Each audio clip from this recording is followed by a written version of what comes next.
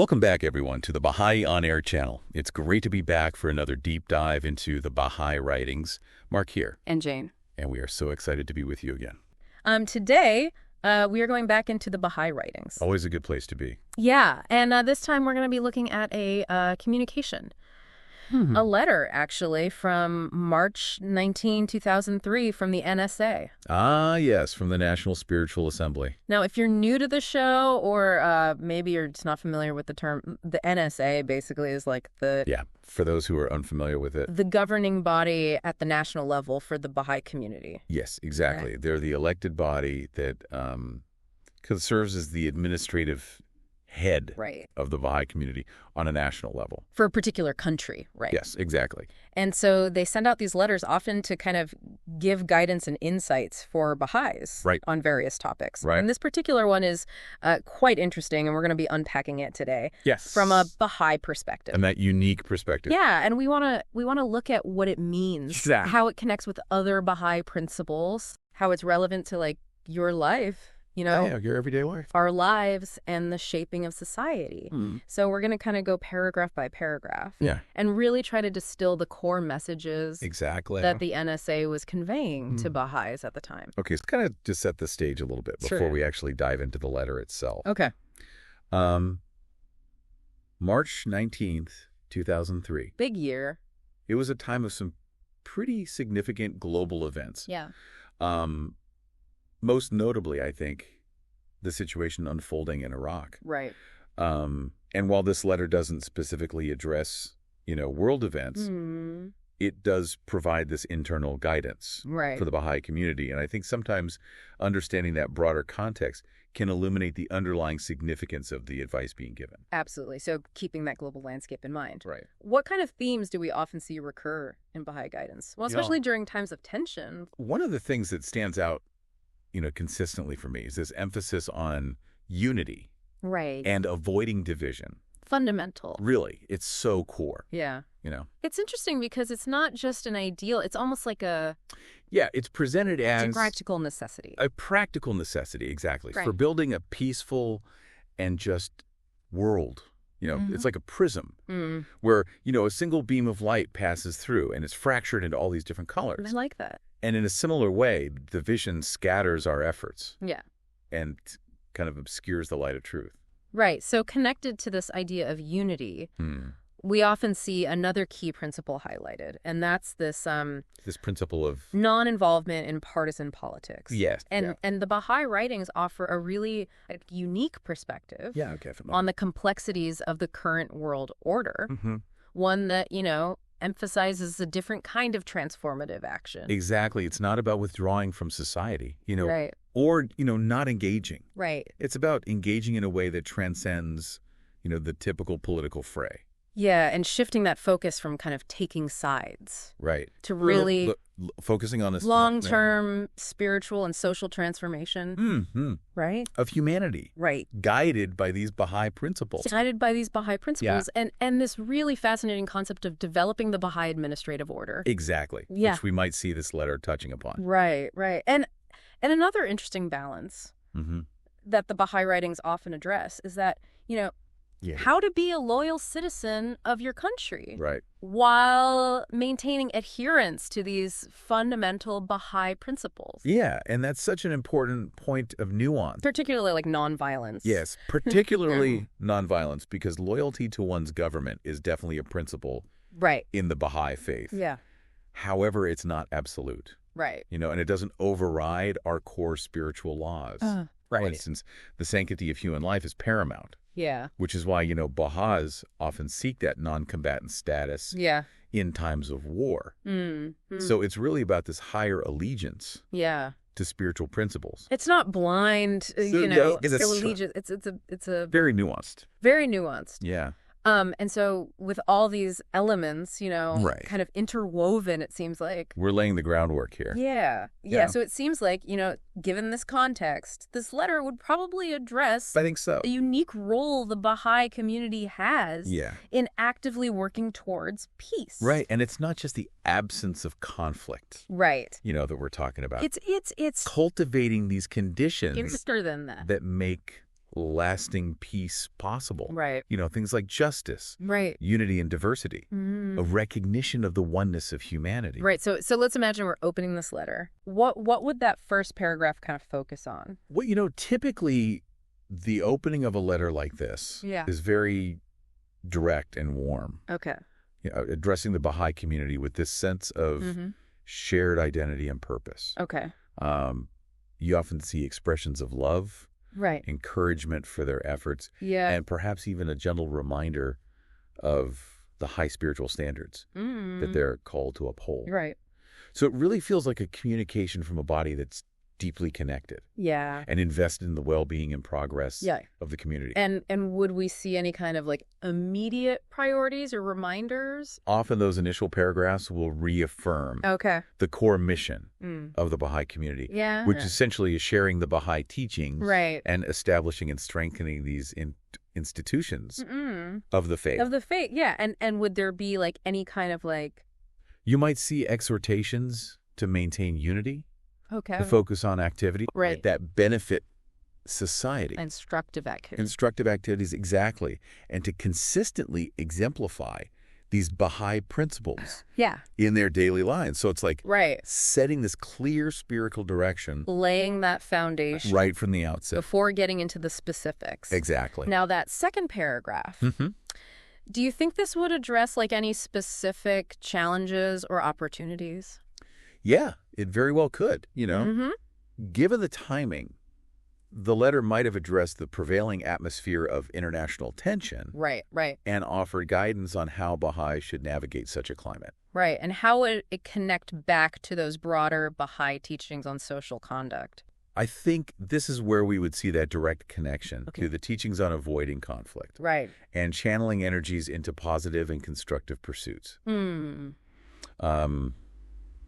Bahá himself identified the root causes of war as things like prejudice and nationalistic pride. So guidance during such a period would likely emphasize the antidote to these, fostering understanding, breaking down barriers. So the NSA might be saying hey, be examples of unity and understanding when the world is experiencing when the opposite is happening. Yeah, exactly. Division and hostility. And it's not just external actions.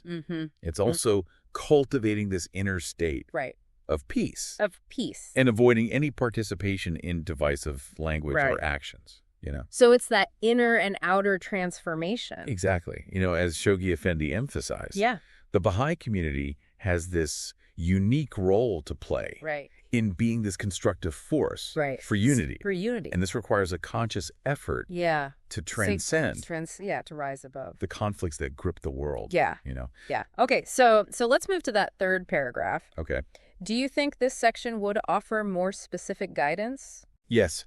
Often this is where on how Baha'is interact with society. The practical implications of these teachings are highlighted. Okay. Drawing on these core principles.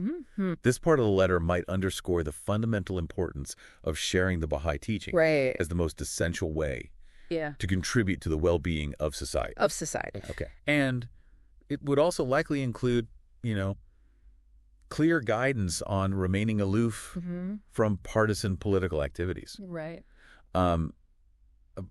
Abdu'l-Bahá's emphasis on obedience to government and laws, coupled with this explicit prohibition against engaging in, political discussions or affiliations, would likely be relevant here. So be responsible, law-abiding citizens, but stay focused. Exactly. Right. It's about maintaining that clear focus. On that spiritual mission. On the spiritual mission. Right. And the guidance is pretty consistent. Very consistent. About this point. Yeah. Don't take sides in political disputes.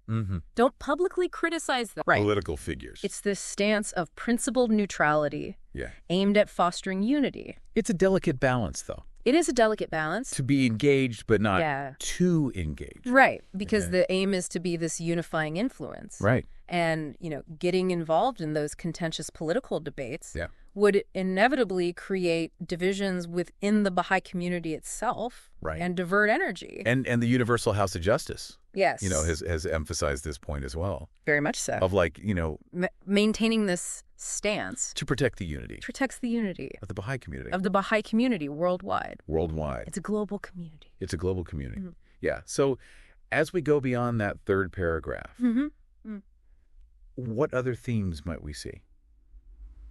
Well, we'd probably see a further development of these themes that we've already touched upon. Mm-hmm. The letter might delve deeper into that concept of loyalty to government. Perhaps clarifying that this is distinct from endorsing any particular political ideology or party. Right. It might reiterate the importance of avoiding divisive actions that could undermine the unity of the community, such as getting involved in, politically charged petitions or movements. Right. The consistent emphasis, I think, would likely be on the long-term work of building unity and peace through the transformative power of the Baha'i faith. Of the Baha'i faith. And these institutions of its administrative order. So how do we connect these kind of immediate guidelines and actions to this I think this is where larger Baha'i vision for the future. The concepts of the lesser peace right. and the most great peace come into play. Right. The lesser peace, as explained in the Baha'i writings, is understood as this state of global political unity that will eventually be established by the leaders of the world, perhaps out of necessity. Right. And the Baha'i community's primary role in this stage is to actively promote the underlying spiritual principles that will make this lasting peace possible. And to continue building that Baha'i administrative order, which is seen as this spiritual and social blueprint for the future. Most great peace. Right. So not just surviving in the now, but building towards that future. It's this long-term vision. So what kind of specific guidance? Well, the call to action might the NSA give? Would likely center on strengthening those spiritual foundations of the community and the individual.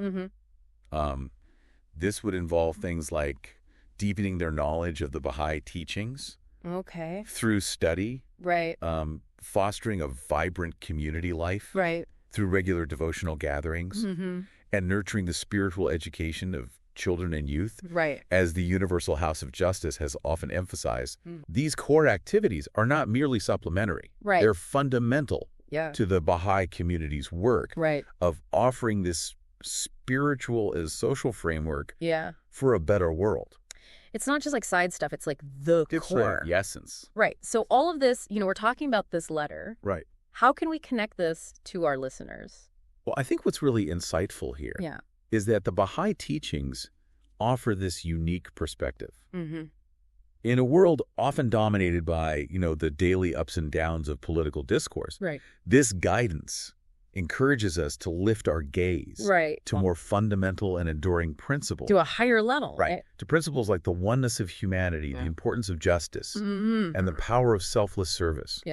It's providing this framework for understanding conflict and striving for peace. That's distinct from purely political or economic solutions.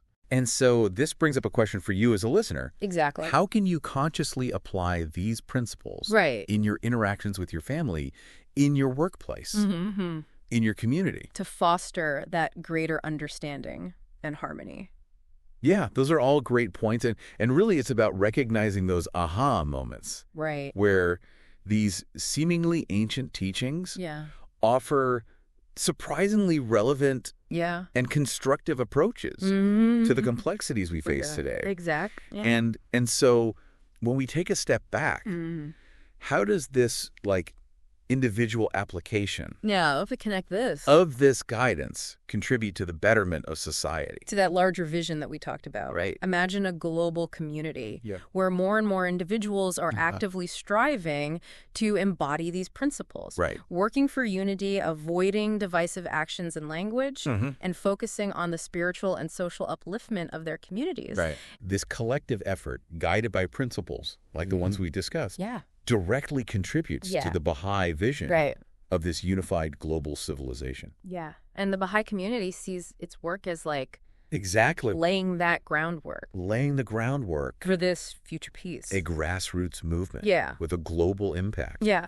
You know, we're individual effort. Guided by these principles. Guided by these unifying principles. Collectively contribute to building a better future. Right. A more just and peaceful future. Right. For all. Oh. The aim of Baha'is, as articulated in the writings, is to be instruments of reconciliation. Right. To heal these divisions. To foster an environment of tolerance, understanding, and mutual respect.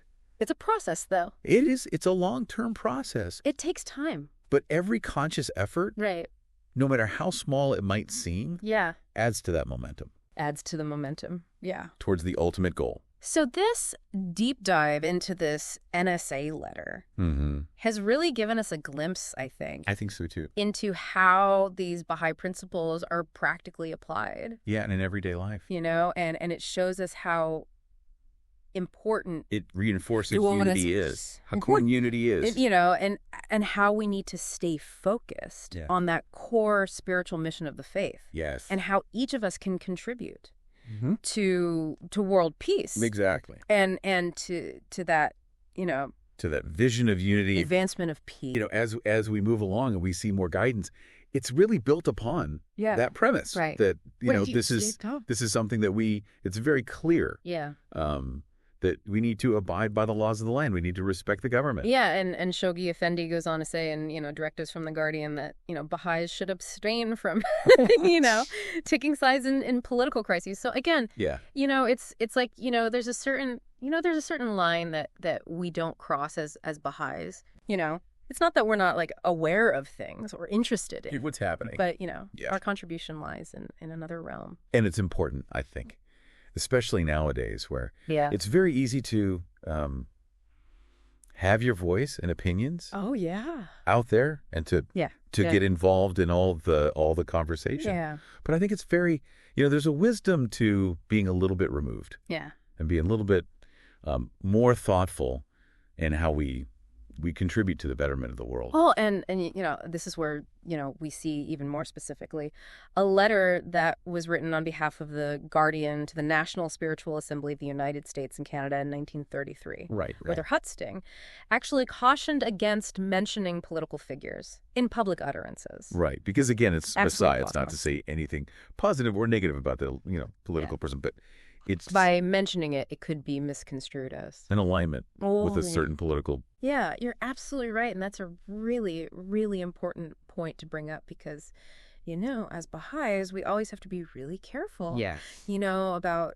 what we say and how we say it and what that might be, perceived as in the public sphere. Yes, definitely. Even Abdu'l-Bahá, when he was in America, emphasized that, we should uphold the laws and the principles of government. And, for him, it was about establishing a better social order. And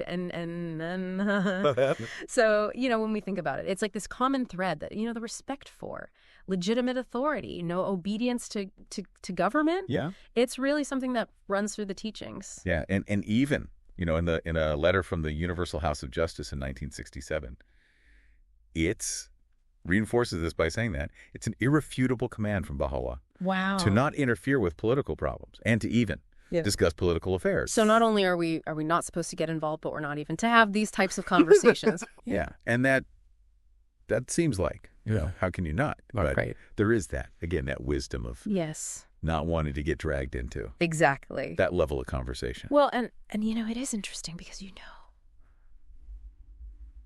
think about our day-to-day lives and how politics is so prevalent, in everything we do and every conversation we have. And so it does pose a real challenge to us, I think, as Baha'is to try figure out how to apply it. And how to live with it. You're absolutely right. And there is a letter on behalf of the Universal House of Justice from 1987 that does talk about this, Anne. Right. Recognizes that it is complex. Right. It's not always straightforward. How to apply this, and really emphasizes the importance of the institutions in helping us to understand how. Because they're the ones that really have to make those decisions about, our relationship to governments and that type of thing. So we really have to trust in their wisdom. Yeah. Yeah. Now, let's fast forward a little bit to current events. Yeah. And how does this guidance apply to the types of things that we're seeing in the news today? Yeah. A really great example is there was a letter in 2003 written on behalf of the Universal House of Justice. Okay. Where it, gave the example of what was happening in Iraq. Right. And the role of the UN and how this were very much political and controversial matters. Yeah. And it was very easy to get dragged into that. Yeah. To, start discussing it. Right. Start having these conversations. Right. And I think it's important for us to remember. Especially as Baha'is. Yeah. That. Yeah. The world is watching what we're doing. Yeah. What we're saying. Yeah. And, there's a lot of potential for things to be misinterpreted. Oh, for sure. Especially today with the internet. I mean, Yeah. And that's, they mentioned that the Universal House of Justice had mentioned how your, unwise actions or statements that we could make could potentially even harm the faith or endanger believers in other parts of the world. It's a huge responsibility. It is, that we have to think about. Yeah. Not only for ourselves, but, for an entire Baha'i world. Yeah, and to be able to contribute to society, but in a way that's constructive and positive and in line with the teachings. Well, what about, participating in marches or demonstrations, things that are a little bit more visible. Yes. That would be a public display of support for something. And there was a letter in 2003, again, from the National Spiritual Assembly. Okay. The Office of External Affairs. Okay. And they talked about that. That it's important to remember that. Even, we can participate in certain legal and nonviolent, nonpartisan marches, but you have to remember to be very cautious. Right. Because we are nonpartisan faith. Yeah. So it's, even if something seems like it's very humanitarian, if it's linked to a specific political agenda or international dispute, we really need to be careful about that. Yeah. And even going back to 1946, there was a letter from The Guardian. Okay.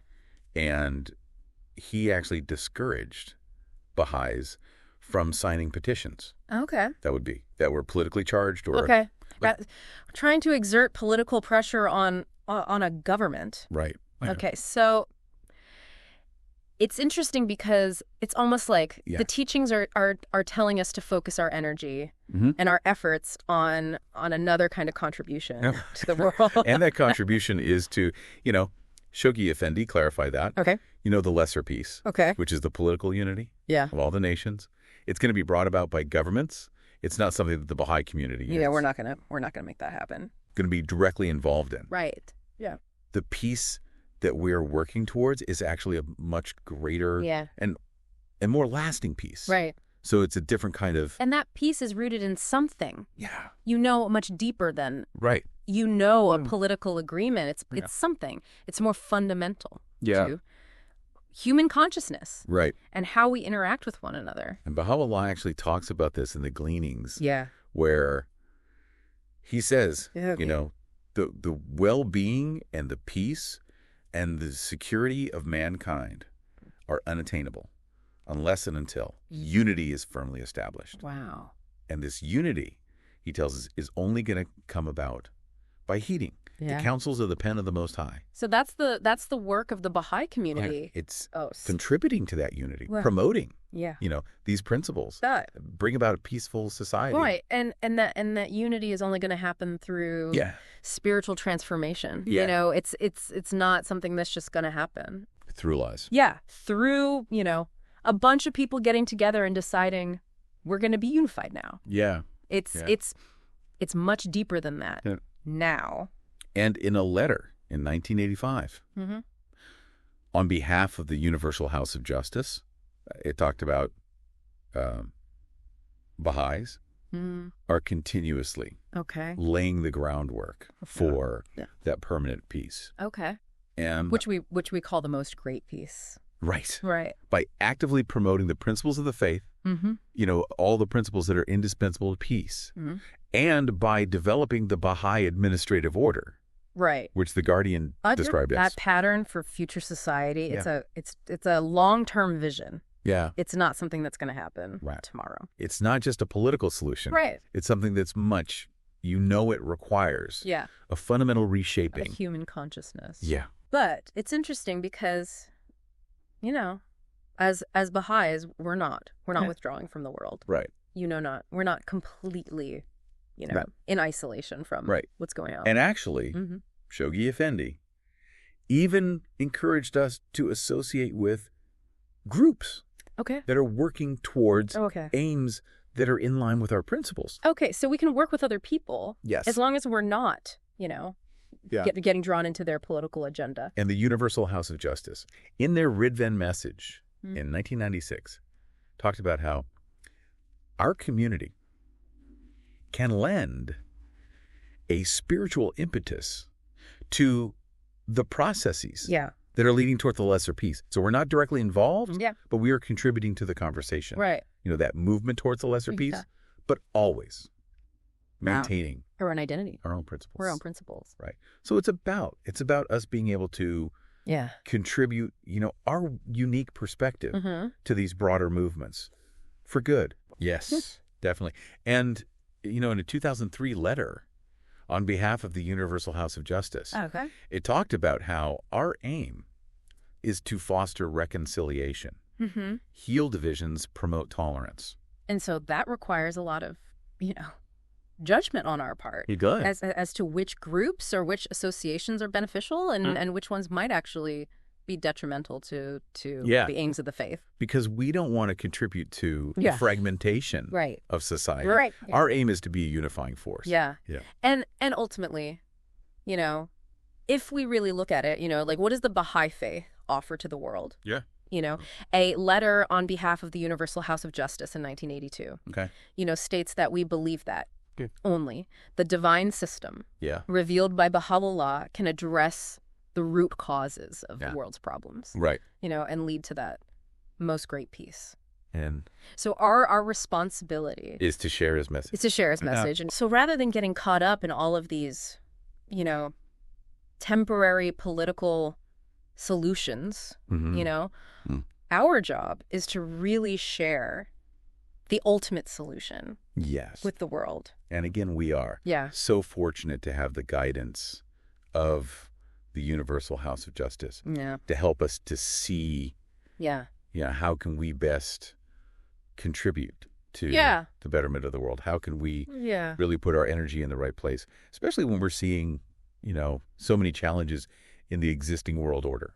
Well, and, it's interesting because, all of this is really tying into, what we do as individuals and in our communities. Baha'is. Yeah.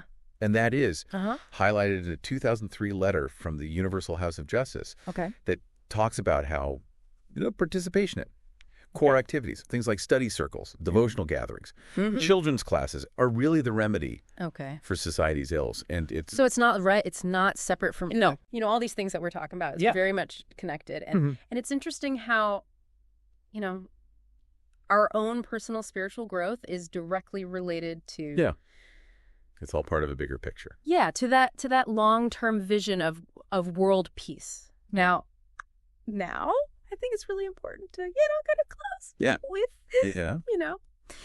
the words of Shoghi Effendi from Citadel of Faith, where he urges the Baha'i community to demonstrate even greater cohesion and effort and mutual support as the world situation continues to deteriorate. Yeah, and that's something that I think is so relevant today. Oh, absolutely. To remember that inner unity that we need to have. That's the core of how we contribute to building a better world.